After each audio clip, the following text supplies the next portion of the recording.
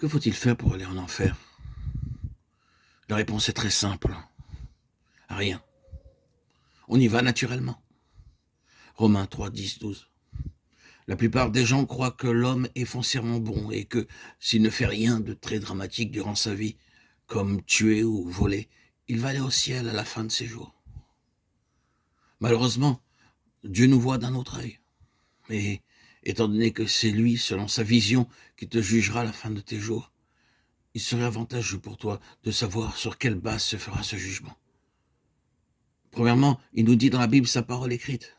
Ne savez-vous pas que les injustes n'hériteront point le royaume de Dieu? Qui Dieu voit-il comme injuste? Le verset continue, ni les impudiques, ni les idolâtres, ni les adultères, ni les efféminés, ni les infâmes, ni les voleurs, ni les cupides, ni les ivrognes, ni les outrageux, ni les ravisseurs n'hériteront le royaume de Dieu. 1 Corinthiens 6, 9, 10. Ou encore, or, les œuvres de la chair sont manifestes. Ce sont l'impudicité, l'impureté, la dissolution, l'idolâtrie, la magie, les inimitiés, les querelles, les jalousies, les animosités, les disputes, les divisions, les sectes, l'envie, l'ivrognerie, les excès de table, les choses semblables. Je vous dis d'avance, comme je l'ai déjà dit, que ceux qui commettent de telles choses n'hériteront point le royaume de Dieu. Galates 5, 19, 21. Et ailleurs, mais pour les lâches, les incrédules, les abominables, les meurtriers, les impudiques, les enchanteurs, les idolâtres et tous les menteurs, leur part sera dans les temps ardents de feu et de soufre. Ce qui est la seconde mort. Apocalypse 21, 8. Commettre un seul vol fait de moi un voleur. Dire un seul mensonge fait de moi un menteur. Commettre un seul meurtre fait de moi un meurtrier. Me prosterner devant une statue, qu'elle soit de Bouddha ou de quelque autre statue, fait de moi un idolâtre. Devant Dieu, un péché sera toujours un péché. Et malgré que beaucoup d'entre nous sont déjà reconnus, il ajoute, car tous ont péché et sont privés de la gloire de Dieu.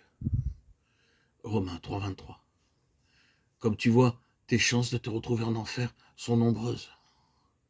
Jésus l'a dit lui-même, car large est la porte, spacieux est le chemin qui mène à la perdition.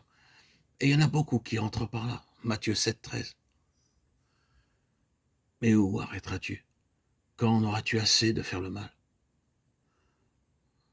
L'homme se détruit lui-même et par surcroît il aime ceux qui le détruisent.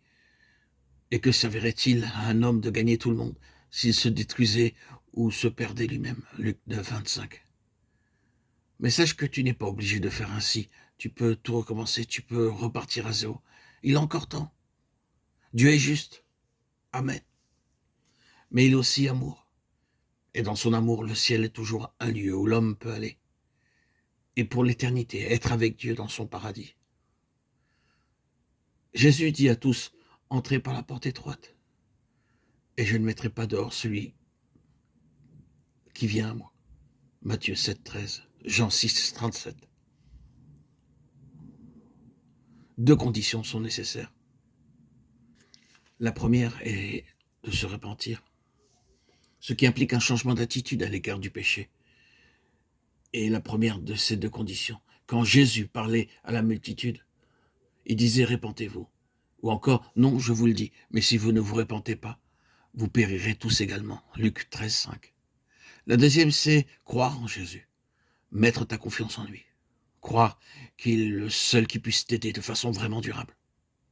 Tu dois lui remettre la direction de ta vie et cesser de te fier aux autres, ou ce qui est aussi tragique, à ta propre sagesse.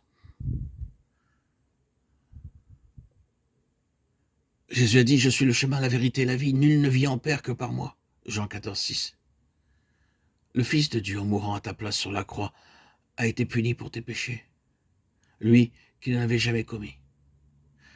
Dieu l'ayant ressuscité, il est monté au ciel où il est allé te préparer une place pour qu'il t'offre gratuitement en réponse à ta foi. Il est vivant, viens à lui. Jean 14, 1, 4. Ce qu'il faut faire dès à présent, comprendre que tu as désobéi à Dieu, que tu as péché contre lui. Reconnaître que ton péché doit être puni, autrement Dieu ne serait pas juste. comprendre que c'est Jésus, le Fils de Dieu, qui a subi la punition à ta place.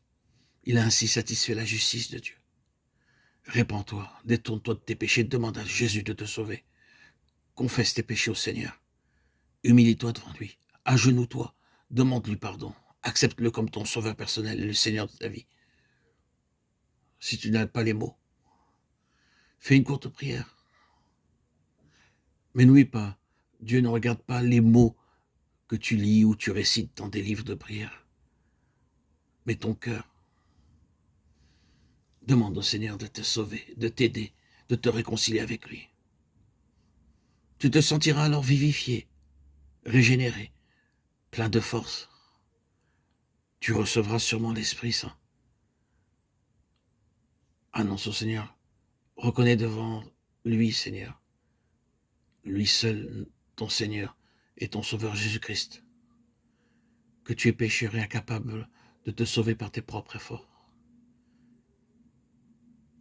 Annonce-lui que tu réalises que sur la croix du calvaire, tu as été puni, que le Seigneur a été puni à ta place à cause de ton péché et qu'il a ainsi payé toute ta dette. Aujourd'hui, annonce au Seigneur par la foi, je t'accepte comme mon Sauveur, Seigneur, pour le pardon de mes péchés et comme Seigneur pour être le maître de ma vie. Seigneur, sauve-moi. Je veux devenir ton disciple. Amen. Alléluia.